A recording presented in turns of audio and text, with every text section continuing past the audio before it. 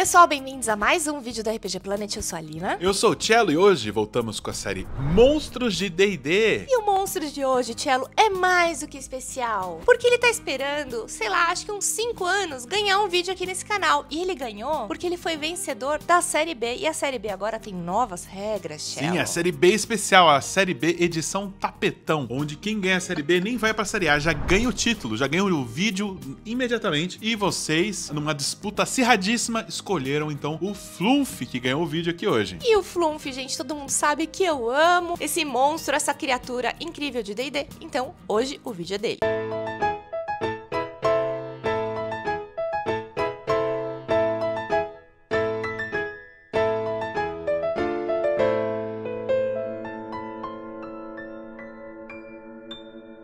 E aqui vai um recadinho pra você, mestre, jogador, mestra e jogadora do Rio de Janeiro. Estaremos no Iniciativa RPG, vai ser o 10º encontro, estamos muito felizes de finalmente poder participar desse evento. E vai ser muito gostoso, Cello, são mais de 100 mesas de RPG, entrada gratuita, vai ter mesa de Traveler, vai ter mesa de ZD6 e estaremos com o stand lá. Exato, vai ser 2 e 3 de agosto no Clube Municipal da Tijuca. E vocês podem passar por lá, dar um abraço na gente, vai ter os nossos livros à venda, ZD6, Traveler, Sonda 6, enfim, muito mais. E a gente tá esperando vocês de braços abertos. Vem trocar uma ideia com a gente, tirar uma foto, que a gente tá louco pra ver vocês aí. Faz muito tempo que a gente tá devendo uma visita pro Rio. Preço especial de evento, hein, gente? Então Precinho aproveitem. bom. Então agora vamos começar a falar do Flunf, essa criatura que ela é estranha, mas ao mesmo tempo adorável, que muda de cor de acordo com as suas emoções.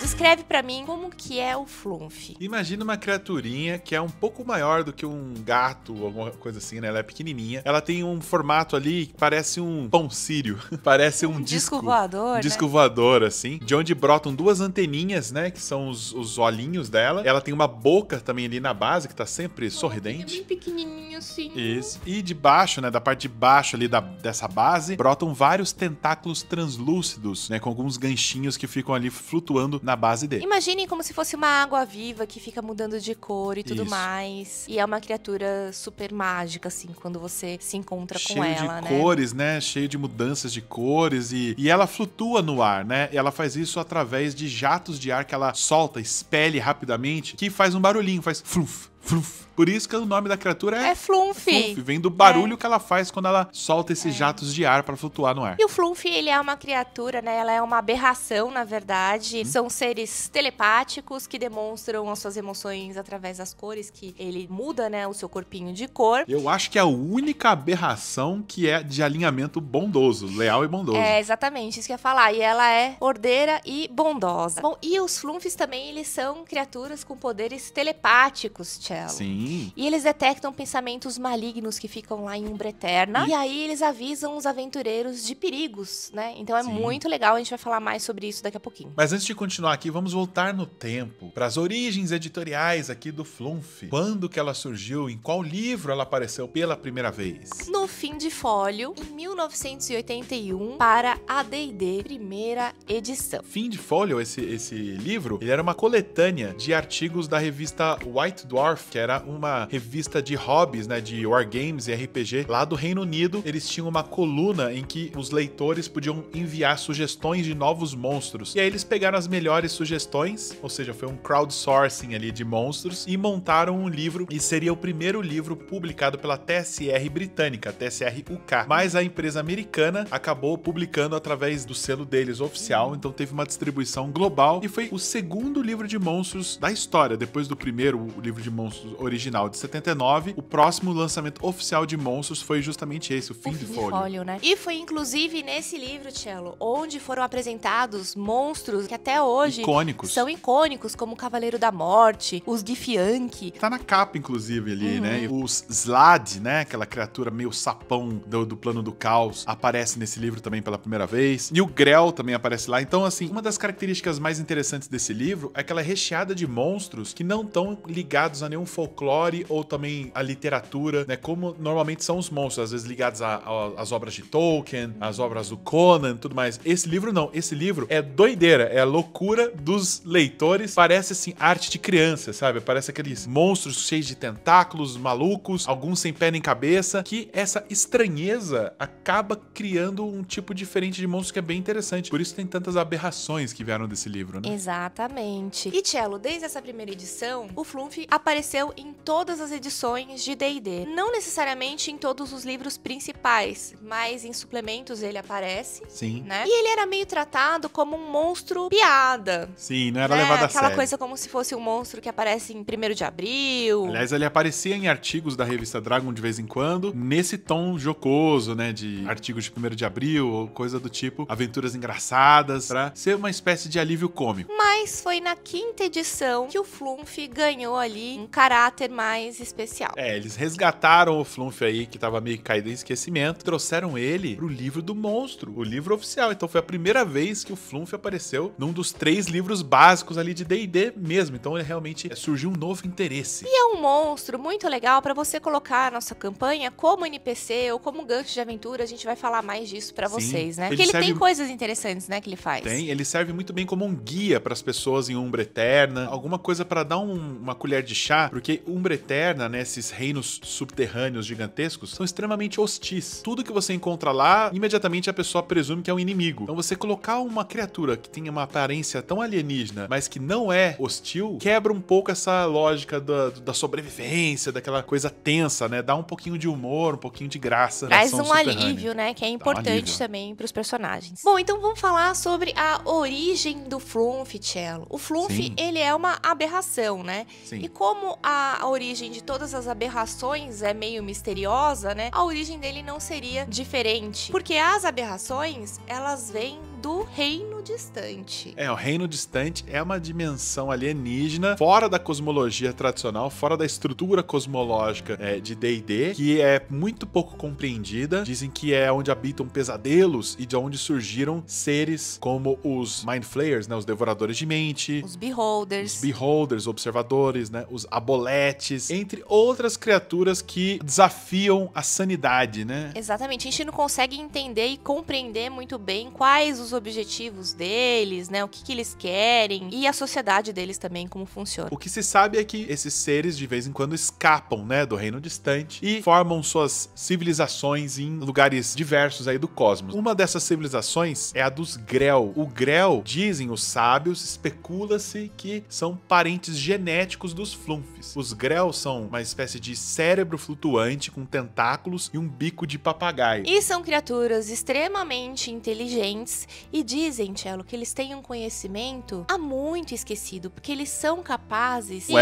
Ou eram capazes de criar as naves, né, as Spelljammers. Algumas espécies de aberrações sabem criar essas naves, entre elas os Devoradores de Mente são famosos pela Nautiloid, né, aquela nave que ficou famosa no Baldur's Gate 3, que é o comecinho do jogo, né? Mas os Grell também têm uma espécie de nave que eles sabem fazer também. E especula-se que os Flunf entraram de gaiato em algumas dessas naves dos Grell, e por isso eles se espalharam pelo cosmos. Junto com os Grell, eles foram parar em diversos mundos de aventura. Isso porque essas naves têm o poder de viajar aí entre os planos. Entre os mundos e planos. Então, basicamente, eles são primos ali genéticos dos Grell, que colaram com eles nessas viagens intergalácticas e por isso estão aqui. Resumindo, é isso, né? E os Flunf estão com tudo, porque além de terem aparecido na 5ª edição em posição de destaque ali no livro do monstro, lá na 2014, de 2014, eles também reprisaram aí a aparição deles no novo livro dos monstros da edição revisada 2024-2025. Uma nova arte com mais informações, e é essa versão que a gente vai mostrar pra vocês hoje. Os Flunf, gente, eles são atraídos por energia psionica, porque eles se alimentam um pouquinho só dessa energia psionica, de resquícios, né? Exatamente, pra sobreviver. Então, eles vão estar ali em Umbra Eterna sempre em locais onde existe, né, energia psionica no local, né, uma emanação de energia psiônica ou perto de criaturas que tenham poderes psiônicos. Então eles acabam ali vivendo próximos de devoradores de mentes, aboletes, né? Ou qualquer outra criatura com poder psiônico, né? Por exemplo, alguns Duergar têm poder psiônico também, e tem civilizações deles lá em Umbra Eterna. Então eles ficam ali meio que escondidinhos, parasitando, né, essas energias. Só que a alimentação deles é inofensiva, né? Eles precisam de tão pouco dessa energia psiônica pra existir que a pessoa que tá meio que perdendo essa energia psiônica pra eles nem sente, né? Não tem nenhum tipo de consequência negativa. E ao absorver, saborear essa energia psionica, eles acabam pegando as intenções, Memórias, né? planos. As memórias, os planos dessas criaturas. Então, eles são uma fonte de informações valiosa, né? Pra quem encontrar com um desses em Umbra Eterna e tiver uma boa relação ali com essa criatura, a pessoa pode acabar descobrindo aonde tem um esconderijo de devoradores de mente, quais são os planos de um grupo ali nefasto de criaturas psiônicas, se tem um abolete naquele oceano subterrâneo ali, e o que ele planeja. Dá pra ter algumas ideias e alguns ganchos de aventura só de conversar com um Flunf aí nos subterrâneos. Então, a gente já começou a entrar um pouco com relação à personalidade, Comportamento. né, o comportamento dos Flunfs. Eles são, Cello, super curiosos. Só de ver um grupo de aventureiros ali, provavelmente ele já vai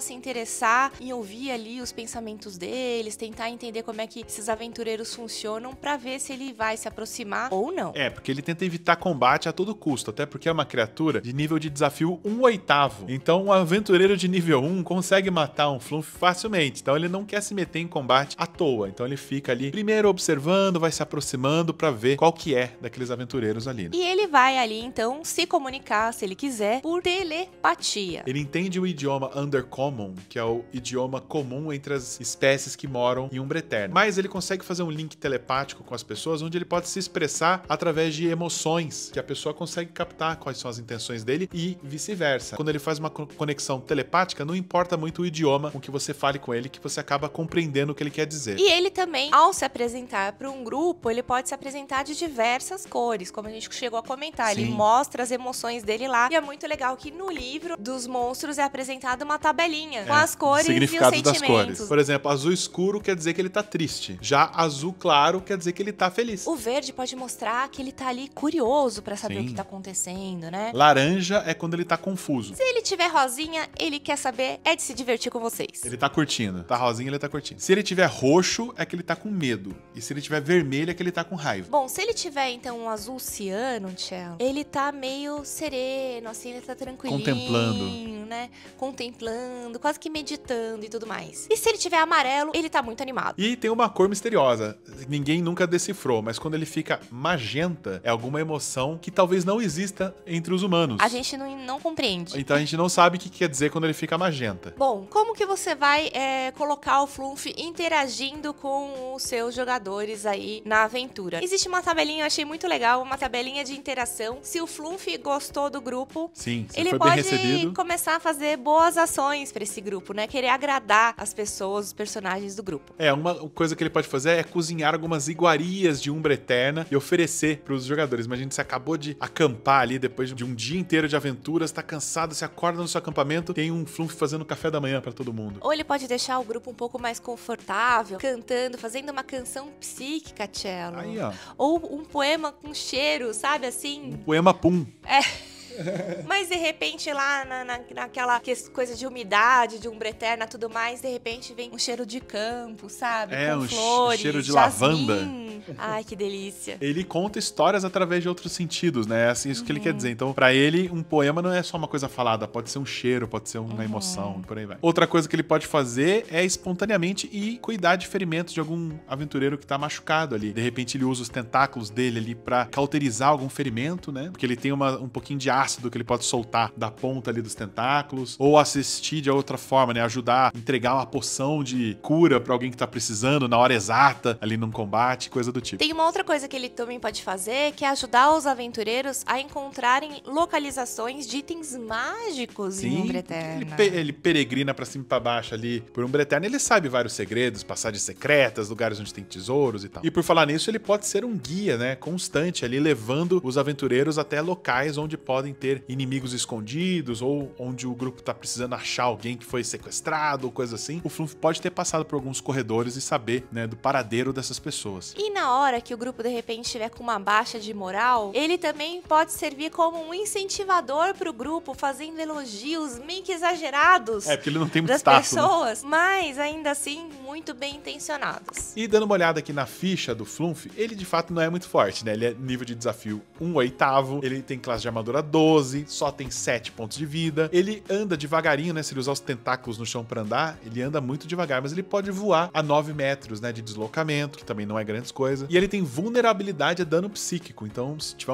alguém com algum dano psiônico no grupo, o bichinho sofre mais rápido ainda. Bom, mas ele é bom em algumas perícias, Thiago, que pode ajudar ele a aconselhar o grupo, né? Ele é bom em arcana, história e religião. Ele tem mais 4. Então, às vezes ali o grupo tá precisando de um conselho, principalmente com relação ali à região onde ele habita, né? Ou um enigma que o grupo tá travado ali, não sabe resolver, o Flunf, ele pode ajudar. O Flunf pode aparecer do nada e dar uma dica pra resolver aquele enigma, né? Passar por uma passagem secreta, ali saber a combinação certa ali de alavancas que tem que puxar, ou algo assim, ou até revelar e desvendar alguns glifos, né? Algumas runas misteriosas que ele vai saber decifrar pra vocês. Melon.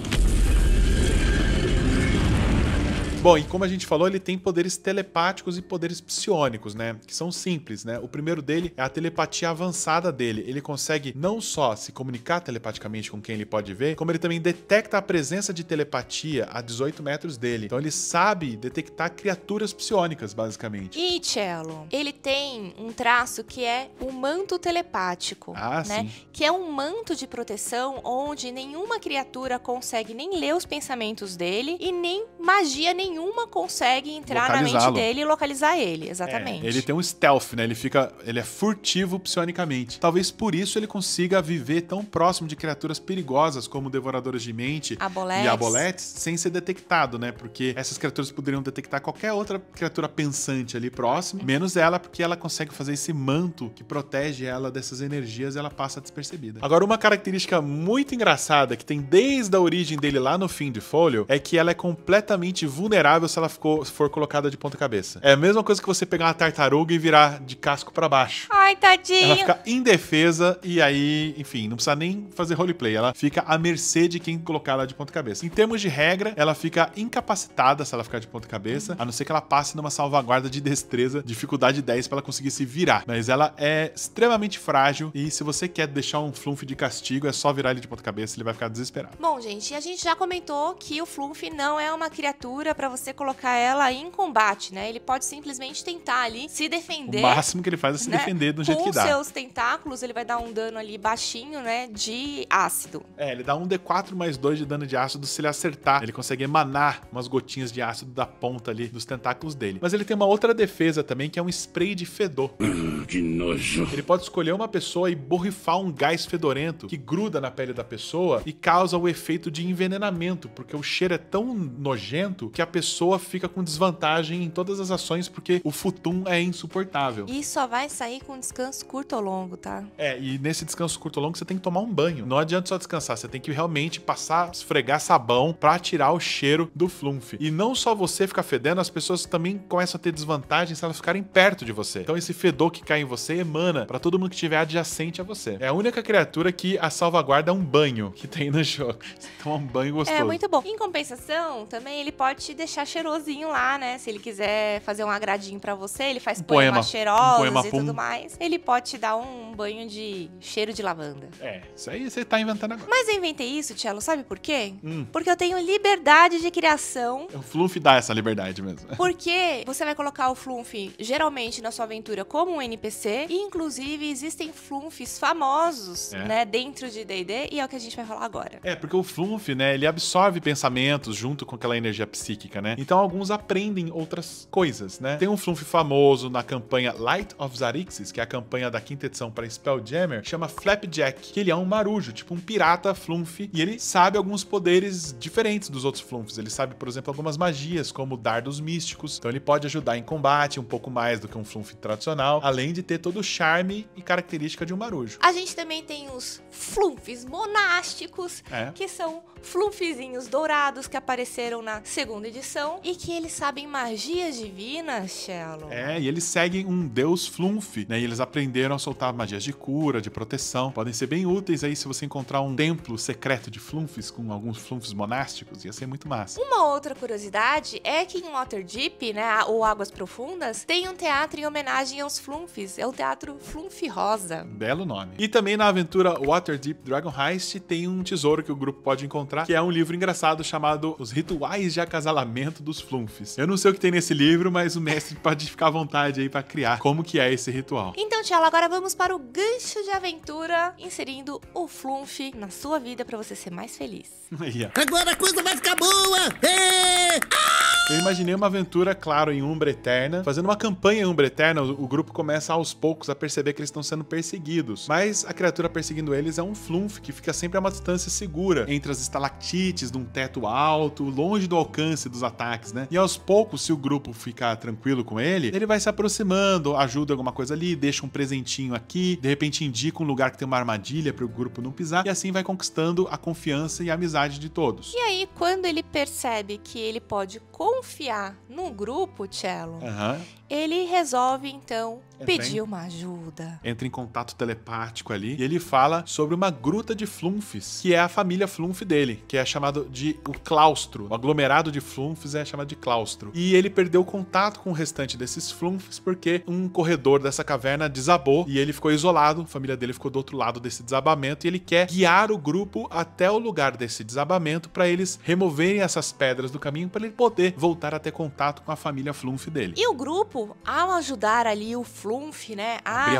abrir a passagem, eles descobrem que esses Flunfs todos estão ali vivendo, né, num pod de nautiloide, Cello. Sim, uma cápsula de emergência que foi ejetada há milênios atrás em um nautiloide, que é a nave dos Devoradores de Mente, e agora tá soterrada em Umbra Eterna. E o mais interessante é que como que eles estão vivendo ali? Porque ainda existem alguns Devoradores de Mente ali, só que em estado de fóssil já. Eles já estão há tanto tempo ali que eles já viraram parte da parede. Mas ainda assim o cérebro alienígena deles ainda emana pequenas pulsações psiônicas que alimenta essa família de Flunfs ali. Então causa um choque, né? Os aventureiros chegando, o que eles acham que é só uma gruta, tem aquelas paredes com aquela coisa meio bioengenharia, meio Alien, Oitavo Passageiro, assim, já dá um medão. E aí começa a encontrar aqueles fósseis de Devoradores de Mente na parede, já fala, ferrou, né? Vai ter um combate. Só que na verdade é simplesmente o lugar onde os Flunfs moram. E aí eles realizam que eles estão ali diante de uma preciosidade, Cello, né? Um pedaço ali de um nautiloide, né? Isso. Algo que é raríssimo, né? Que não se sabe mais como construir um hoje em dia. E o Flunf, em forma de agradecimento, dá um cristal para o grupo. Isso, né? Eles fazem uma festinha, né? Por terem se reunido em família. E esse cristal que eles dão de prêmio pro grupo é, na verdade, uma espécie de mapa psiônico que pode guiá-los até o lugar onde tá o restante desse nautiloide. Isso que eles encontraram era só uma cápsula de emergência, como se fosse um bote salva-vidas. O nautiloide inteiro tá em algum outro lugar de Umbra Eterna. E aí pode começar a campanha em si do grupo, né? Eles podem detectar através desse cristal, por exemplo, que tem um Elder Brain, um cérebro ancião que tá retomando as forças ali naquele nautiloide antigo, ou que tem criaturas sendo atraídas por esse nautiloide para tentar pegar relíquias psiônicas poderosíssimas e que o grupo possa ter algum interesse nisso também. Então pode ser o ponto de partida aí, a curiosidade de ajudar um Flunf pode levar a várias outras aventuras. E o vídeo secreto dessa semana vai ser uma sessão de perguntas e respostas. Vamos tirar a dúvida de vocês, dragões, por lá. E aí, gente, vocês gostaram do Flunf? Vocês já jogaram com algum Flunf nas suas aventuras? Um Flunf já ajudou o seu grupo? Contem pra gente que a gente tá curioso. Tchau, tchau.